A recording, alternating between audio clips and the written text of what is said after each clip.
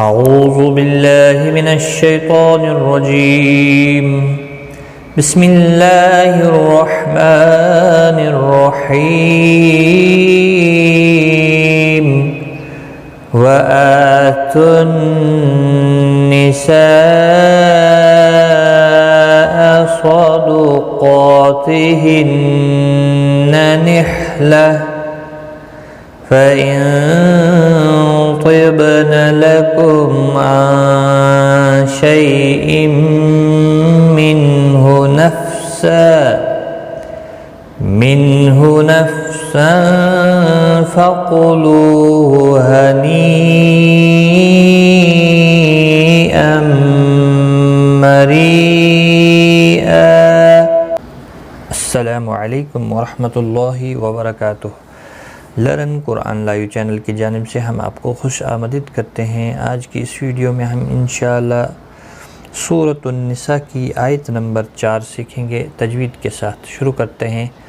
وآتن، حمزہ کے اوپر کھڑی زبر ہے، ایک الف کی مقدار کے برابر کھینچ کر پڑھیں گے۔ تن، نون ساکن کے بعد نون مشدد پر غنہ ہوگا، غنہ کے ساتھ پڑھیں گے، اور یہاں پر سا مد متصل ہے، 4 الف کی مقدار کے برابر کھینچ کر پڑھیں گے۔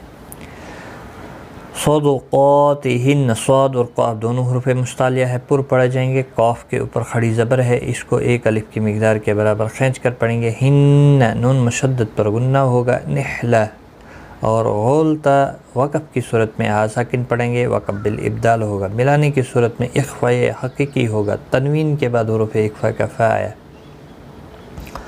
وَآتُوا النِّسَاءَ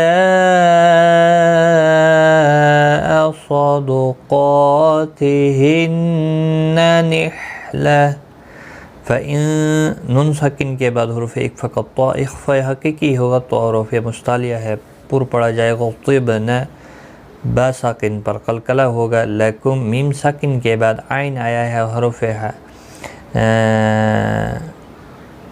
عین آیا ہے، اظہار شفوی ہوگا، یعنی میم اور با کے علاوہ جب بھی کوئی اور حرف آتا ہے نون میم ساکن کے بعد تو وہاں پر اظہار ہوتا ہے، اظہار شفوی جسے کہتے ہیں، اظہار ہوتا ہے، غنہ نہیں ہوتا ہے۔ نون ساکن کے بعد حروف اخفاء کا شین آیا، اخفاء حقیقی ہوگا، غنہ کے ساتھ پڑھیں گے۔ شی یا لین ہے تو نرمی کے ساتھ کھینچ کر ادا کریں گے۔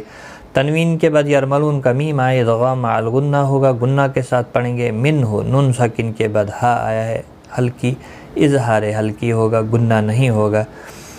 نفسا، یہاں تنوین کے بعد حروف اخفاء کا فا اخفاء حقیقی ہوگا، غنہ کے ساتھ پڑھیں گے۔ فقلوہ، قلولو واو مدہ ہے، 1 الف کی مقدار کے برابر کھینچ کر پڑھیں گے۔ ہنی، یہاں آپ دیکھیں یا مدہ کے بعد حمزہ ایک ہی کلمے میں آیا ہے بشکل حمزہ،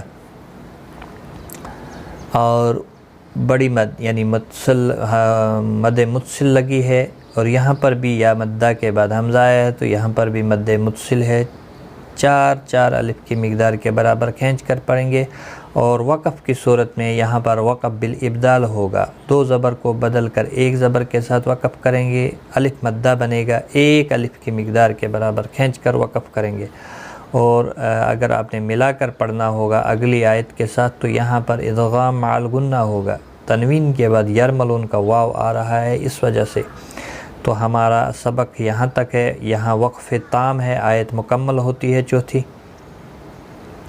فَإِن طِبْنَ لَكُمْ عَن شَيْءٍ مِّنْهُ نَفْسًا فَكُلُوهُ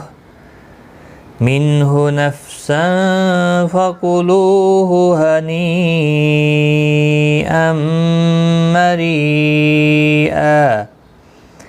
میم مشدد پر غنہ ہوگا کیونکہ تنوین کے بعد یرملون کا میم آئے، ادغام مع الغنہ ہوگا، غنہ کے ساتھ پڑھیں گے۔ تو آج کا سبق ہمارا یہاں تک ہے، ایک بار میں ملا کر پڑھتا ہوں۔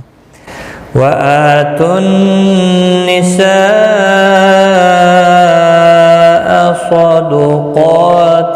صَدُقَاتِهِنَّ نِحْلَةً نحلة